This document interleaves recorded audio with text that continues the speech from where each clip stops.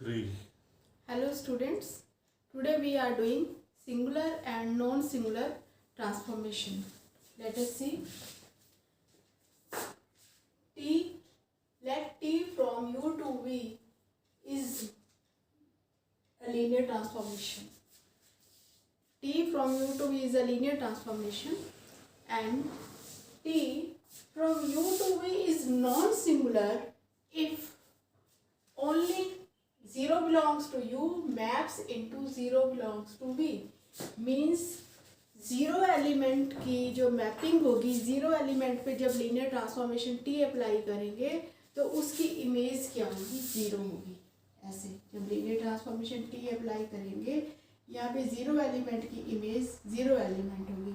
बाकी जो non zero elements होंगे उनकी इमेज कुछ भी हो सकती है, बट नॉन ज़ीरो एलिमेंट्स की इमेज ज़ीरो नहीं होगी.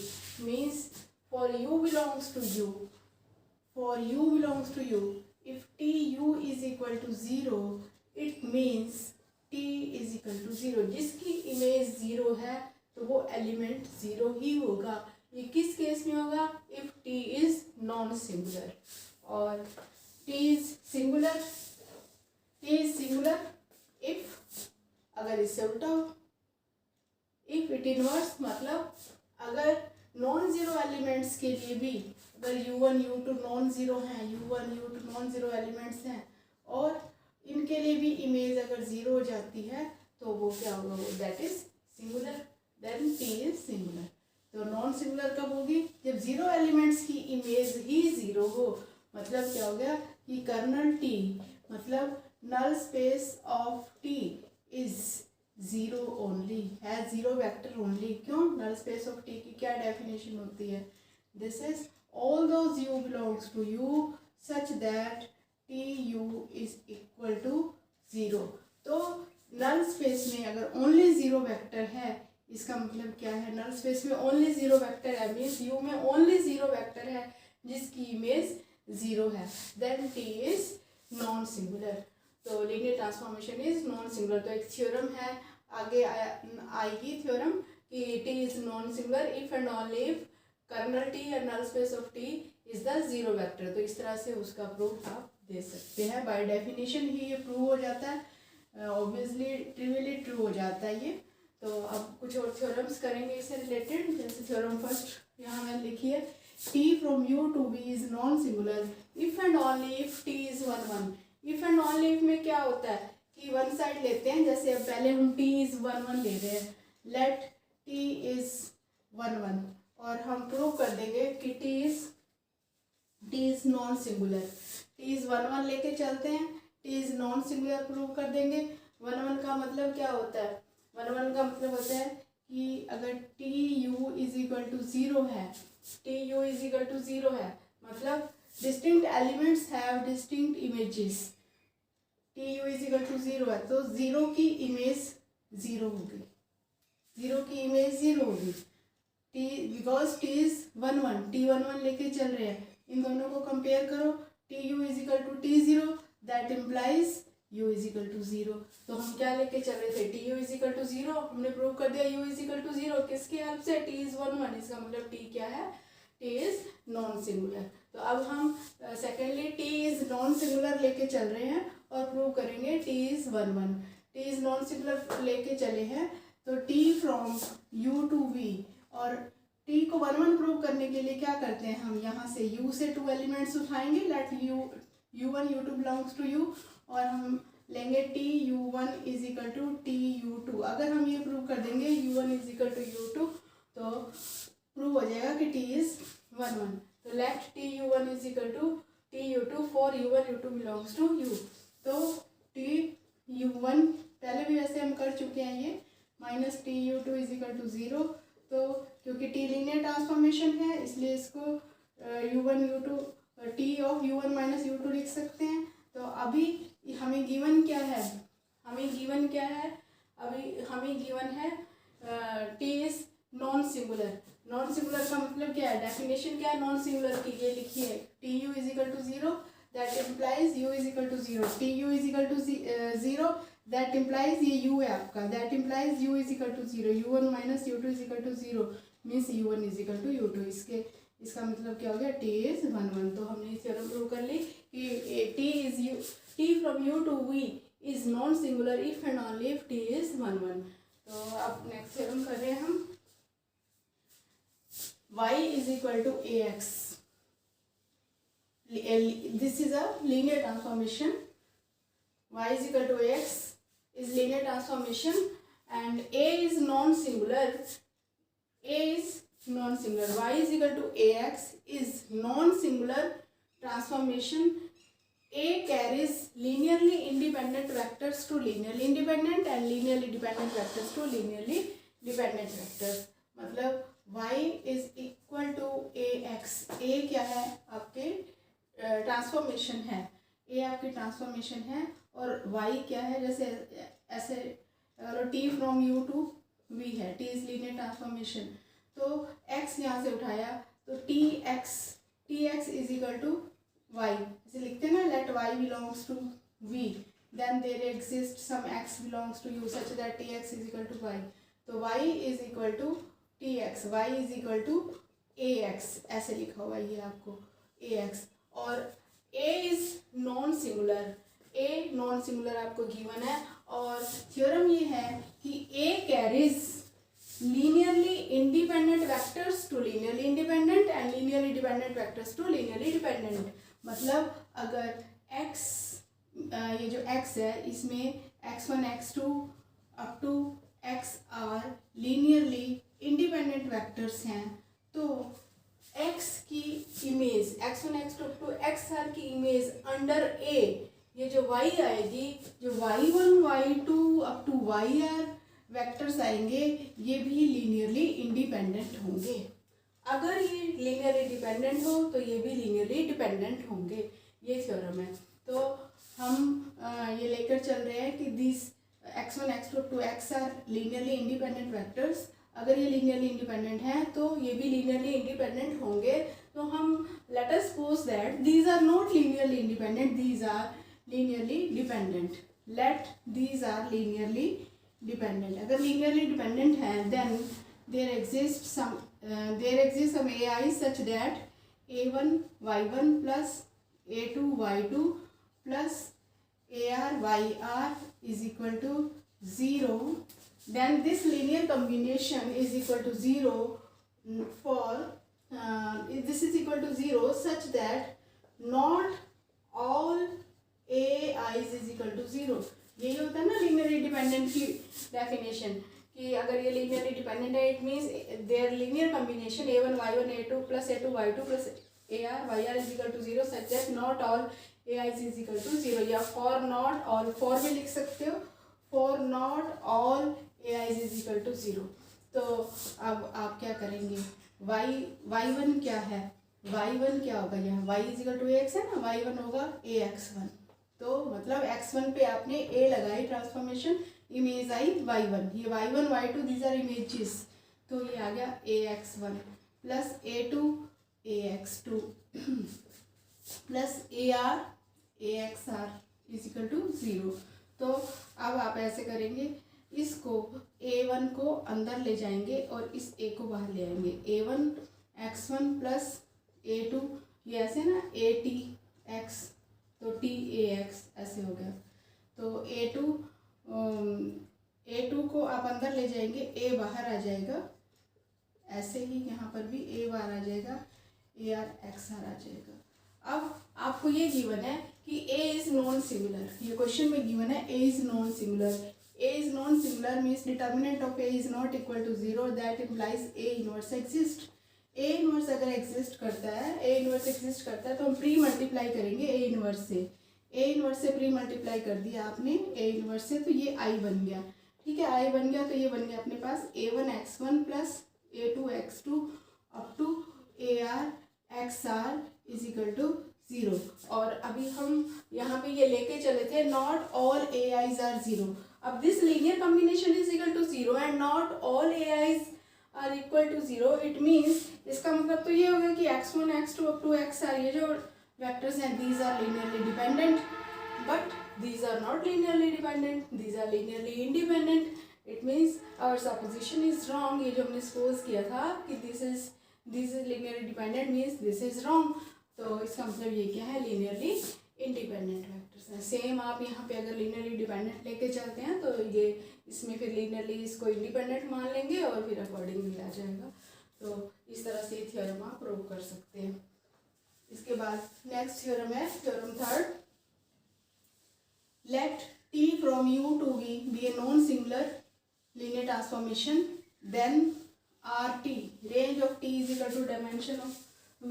बाय डेफिनेशन देखो ये तो बाय डेफिनेशन ही हो रहा है, by definition T from U to V is non-singular, non singular है, नॉन सिंगुलर है तो क्या है, नॉन सिंगुलर का मतलब है T you is equal to zero, that implies you is equal to zero. अभी बिल्कुल स्टार्टिंग में मैंने आपको बताया kernel T null space of T is equal to zero only, null space of T is equal to zero मतलब dimension of null space of T क्या होता है, dimension of null space of T mu T. This is nullity, this is nullity, last lecture में हमने किया nullity of T, तो this is equal to zero. अगर ये जीरो वेक्टर है तो इसकी डायमेंशन क्या होती है, जीरो होती है। और T from U to V is a non-singular linear transformation, इस वजह से dimension of null space of T, nullity of this linear transformation is equal to zero आ गया। और हमने सिल्वेस्टर्स लॉ किया है कि rho T plus mu T is equal to dimension of U, dimension of U if T is a linear transformation from U to V. तो अब रो क्या है, दिस इज रैंक, रैंक क्या होता है, रैंक क्या होता है, dimension of range of T, dimension of range of T, इसकी डायमेंशन जीरो है तो this is equal to dimension of U आ गया बाय डेफिनेशन। तो नॉन सिंगुलर की डेफिनेशन से ही ये रिजल्ट आ जाता है। तो अब हम कुछ एग्जांपल्स करेंगे, वेरी सिंपल एग्जांपल्स। तो एग्जांपल फर्स्ट देखो, एग्जांपल फर्स्ट है T from R2 to R3, T from R2 to R3 is defined as Txy is equal to x plus y, x minus y, y is non singular. ये show करना है कि आपको ये non singular है। Non singular की definition देखो, non singular की डेफिनेशन क्या है, for you belongs to U T you is equal to zero, if for you belongs to U, आपने यू से एक एलिमेंट उठाया u, T you is equal to zero, that implies you is equal to zero. तो अब हमारा you क्या है, यहाँ पे यू क्या है, R2 है, तो हम कहेंगे लेट एक्स वाई या x1 x2 कुछ भी ले लो, x1 x2 ले लेते हैं, चलो late x1 x2 belongs to R2, x1 x2 एक एलिमेंट उठाया R2 से, तो t of x1 x2 is equal to zero, t of x1 x2 is equal to zero, that implies अगर हमारे पास x1 x2 जो है 0 0 आ गया तो ये नॉन सिंगुलर है, और अगर 0 0 ना आया तो ये क्या है, सिंगुलर है। तो अब हम चेक करते हैं, देखो Tx1 x2, तो Tx1 x2 क्या है, ये है अपना x, लेफ्ट हैंड साइड लिख रही हूँ, ये x प्लस वाई मतलब x1 plus x2, x1 minus x2, और ये x2 xy भी ले सकते थे, कोई प्रॉब्लम नहीं है। Tx1 x2 is equal to zero, image zero, image कहाँ जाएगी, R3 में जाएगी ना, तो इसलिए यहाँ पे क्या आ जाएगा, ये 0 0 0 आ जाएगा, ये जो वेक्टर है ये 0 0 0 आ जाएगा। आप कंपेयर करो, x1 plus x2 is equal to zero, x1 minus x2 is equal to zero, x2 is equal to zero, तो x2 is equal to zero, तो x1 is equal to zero, तो यहाँ से आ गया x1 is equal to zero, x2 is equal to zero, means x1 x2 is equal to zero. तो हमने ये प्रूव कर लिया, Tx1 x2 is equal to zero implies x1 x2 is equal to zero, means T is क्या आ गया हमारे पास, T इज नॉन सिंगुलर। ये जो T ये डिफाइन की थी linear transformation, this is non singular, right. एक सेम क्वेश्चन हो रहा है, ये Txyzt, ये R4 to R3 है, R4 to R3 है, ये T from R4 to R3 defined by ये है Txyzt is equal to 2xyz plus t 0, ये डिफाइंड बाय दिस आपको प्रूव करना है। तो हम क्या करेंगे, लेट एक एलिमेंट उठा लेंगे, x1 x2 x3 x4 लेने की बजाय डायरेक्ट भी ले सकते हैं। अब डायरेक्ट ले रही हूँ मैं इस केस में, यहाँ पर दोनों तरह से कर सकते हैं, let x y z t belongs to R4। एक एलिमेंट उठाया, T of this, if T of x y, ये बाय डेफिनेशन ले रही हूँ, T of x y z t is equal to 0। अगर ये ज़ीरो है मीन्स यहाँ पर ये R3 है, तो इसको ज़ीरो वेक्टर ऐसे लिख लेंगे और लेफ्ट हैंड साइड में आ जाएगा 2xyz plus t 0, this is equal to 0 0 0। तो 2x इज इक्वल टू 0, देखो 2x is equal to 0, y is equal to 0, z plus T is equal to 0। तो x इज इक्वल टू 0 आ गया, y is equal to 0 आ गया और z is equal to minus T आ गया, z is equal to minus T. तो हमारा ये वेक्टर क्या बना, ये बना z is equal to minus T. तो ये वेक्टर बन गया एक्स वाई, ये जो एक्स वाई जेड टी ये वेक्टर क्या बन गया 0 0 1, ये z और माइनस टी है ना। अगर हम z इज इक्वल टू 1 ले ले तो t क्या आ जाएगा, z इज इक्वल टू 1 ले ले या t इज इक्वल टू 1 ले लेते हैं, चलो t इज इक्वल टू 1 ले ले तो z माइनस 1 आ जाएगा। एक ही बात है, ऐसे भी ले सकते हैं। और अगर z 1 ले लेते तो 0 0 1 z1 ले लेते तो t माइनस 1, t1 लिया तो z माइनस 1 आ गया। और अगर z1 ले लेते t माइनस 1 ले लेते हैं तो z1 आ जाता है। एक ही बात है, कैसे भी ले लो। देखो यहाँ पे मैंने x y z t is equal to 1, देखो t इज इक्वल टू 1 लिया तो z is equal to minus 1 आ गया। तो इस केस में यहाँ -1 यहाँ +1 आ गया। और अगर t इज इक्वल टू -1 लेते हैं या z इज इक्वल टू 1 लेते हैं तो t माइनस 1 -1, तो एक माइनस आएगा एक प्लस आएगा। तो इस तरह से ये दोनों वेक्टर हो सकते हैं, दोनों में से कोई भी। तो ये हमारी इमेज क्या आई, ये इमेज जो है ये values z is equal to minus T आई। तो T you is equal to 0, then u is equal to, ये जो u वेक्टर है, तो ये वेक्टर हमारा u, देखो T you is equal to 0, मैंने क्या लिया, ये T you is equal to 0 लिया। तो ये जो u है, ये u क्या आया, ये u मेरे पास ये वेक्टर आया, या ये आता है या ये आता है, ये दोनों ही नॉन ज़ीरो है। इसका मतलब ये जो टी ट्रांसफॉर्मेशन है, ये जो भी हमने ये लिखी है, दिस इज सिंगुलर, क्योंकि नॉन ज़ीरो वेक्टर की इमेज क्या बन रही है 0। इसको इसमें आप पुट करके भी दे सकते हैं। देखो 0 0 -1 1 0 0 -1 और 1 करेंगे 0 जाएगा। तो नॉन ज़ीरो वेक्टर्स की इमेज क्या आ रही है 0 आ रही है, इन दोनों की 0 आ रही है। तो इसका मतलब क्या है कि टी इज सिंगुलर। हाँ जी, इसके बाद और एग्जाम्पल कर रहे हैं हम।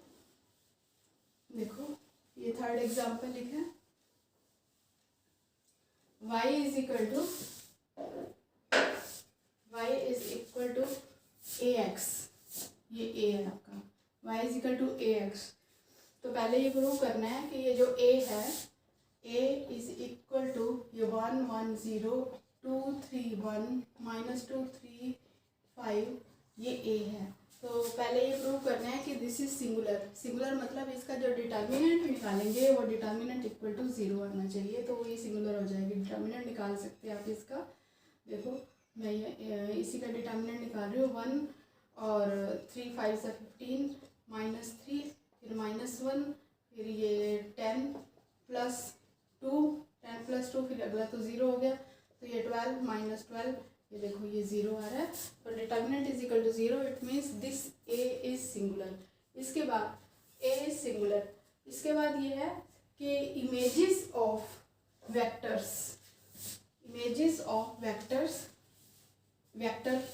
जैसे y is equal to ax लिखा है, तो a के इमेजेस ऑफ वेक्टर्स, a के साथ ये वेक्टर 1 1 1, ये वेक्टर 1 1 1, ये 2 1 2 और 1 2 3, इनकी इमेजेस जो हैं वो लीनियरली डिपेंडेंट है। ये वेक्टर्स तो लीनियरली इंडिपेंडेंट है।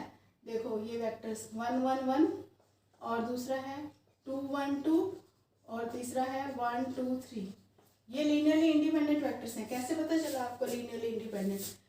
Neither one is the linear combination of other, इनमें से कोई एक भी दूसरे का लीनियर कॉम्बिनेशन नहीं है, या sum of 2 is not equal to third, किसी भी तरह से ये क्या है, लीनियरली इंडिपेंडेंट है। ये आपको गिवन है वैसे कि ये लीनियरली इंडिपेंडेंट वेक्टर्स हैं, और आपको प्रूव करना है कि ये इमेजेस इनकी इमेजेस अंडर दिस ए, इनकी images under this A R linearly dependent. तो इनकी इमेजेस निकालेंगे। आप कैसे निकालेंगे, ए मैट्रिक्स लिखेंगे ऐसे, y1 निकालेंगे। जैसे ये x1 है सपोज आपका, ये x2 है, ये x3 है, तो y1 ऐसे निकालेंगे। ए लिखेंगे 1 1 0 2 3 1 -2 3 5 और फर्स्ट वेक्टर लिखेंगे 1 1 1। ये 3/1 की 3/3 की मैट्रिक्स है, ये 3/1 की हो गई, तो आपके पास 3/1 की आएगी। इसको मल्टीप्लाई करेंगे ऐसे, तो मल्टीप्लाई करने के बाद ये आपके पास आ जाएगा 2, ये आपके पास आएगा 2 6 6। तो ऐसे ही y2 निकालेंगे। y2 आ जाएगा आपके पास 3 9 9। इसी तरह से ये लिख के और ये सेकंड वेक्टर यहाँ पे लिखेंगे। फिर ऐसे ही आप y3 निकालेंगे। y3 आपका आ जाएगा 3 11 19। ये वेक्टर्स आ गए आपके। तो अब y1 y2 y3 ये जो आए हैं, ये आपको प्रूव करना है कि लीनियरली डिपेंडेंट हैं। इसमें कहा है कि प्रूव करो लीनियरली डिपेंडेंट है। इस क्वेश्चन में ऐसे, और ऐसे भी हो सकता है कि आपको चेक करो इधर लीनियरली इंडिपेंडेंट और डिपेंडेंट। तो लीनियरली इंडिपेंडेंट और डिपेंडेंट चेक करने में कोई दिक्कत नहीं है। कोई भी 3 वेक्टर हो, उनका लीनियर कॉम्बिनेशन इक्वल टू 0 लिख दो। जैसे अब यहाँ पे आप ऐसे लिख देंगे a1 y1 plus a2 y2 plus a3 y3 is equal to 0। अब a1 a2 और a3 अगर इनकी वैल्यूज 0 आ जाती हैं, a1 a2 a3 की वैल्यू 0 आ जाती हैं, तो आप क्या कहेंगे, तो कहेंगे कि ये लीनियरली इंडिपेंडेंट है y1 y2 y3, नहीं तो लीनियरली डिपेंडेंट है। तो यहाँ पर ये तीनों वेक्टर्स, ये 1 2 3 y1 y2 y3, ये इनका लीनियर कॉम्बिनेशन इक्वल टू 0 लिख दिया। तो ऐसे ही आप लिख देंगे लीनियर कॉम्बिनेशन इक्वल टू 0, मतलब आप लिखेंगे a1 2 6 6 प्लस a2, फिर सेकंड लिखेंगे 3 9 9, फिर थर्ड लिखेंगे a3 3 11 19। फिर इसको a1 ऐसे लिखेंगे 2a1 plus 3a2 plus 3a3 is equal to 0। इधर 0 है ना। ऐसे ही 6a1 plus 9a2 plus 11a3 is equal to 0। ऐसे ही फिर 6a1 plus 9a2 plus 19a3 is equal to 0। तो ये किस तरह का बन जाता है, ये इस तरह की मैट्रिक्स बन जाती है। देखो 2 6 6 और 3 9 9 और 3 11 19 ये मैट्रिक्स, और इसके साथ ये वेक्टर ये a1 a2 a3 आ गया। This is equal to 0। ये इस तरह से हो जाता है, जैसे bx इज इक्वल टू 0, इस टाइप से आ जाता है। तो आप इसको ऐसे सॉल्व करके किसी भी तरह से, इसको इधर राइट साइड में आपका 0 है, किसी भी तरह से सॉल्व करके a1 a2 a3 की वैल्यू निकालनी है। Different methods are there, a1 a2 की वैल्यू निकालनी है। तो मैं क्या कर रही हूँ, इसको फर्स्ट रो को मैं 3 से मल्टीप्लाई करके इसमें से माइनस कर रही हूँ सेकेंड में से। तो r2 is operated as r2 minus 3r1। ऐसे ही r3 is operated as r2 minus r3 minus 3r1। इससे कर रही हूँ मैं, माइनस कर रही हूँ, तो ये आ जाएगा 2 3 3। तो ये 0 और 3 से मल्टीप्लाई किया, ये 0 आ गया। 3 3 = 9 2, और ये 3 से मल्टीप्लाई किया 0 आ गया। फिर 3 3 से मल्टीप्लाई किया, ये 0 आ गया। फिर 3 3 = 9 और ये 10 आ गया। अब इसको 5 से मल्टीप्लाई करके इसमें से माइनस कर देंगे, ये 0 आ जाएगा। इस तरह से आप देखोगे कि इसका रैंक क्या आ गया, इस मैट्रिक्स का रैंक आ गया 2।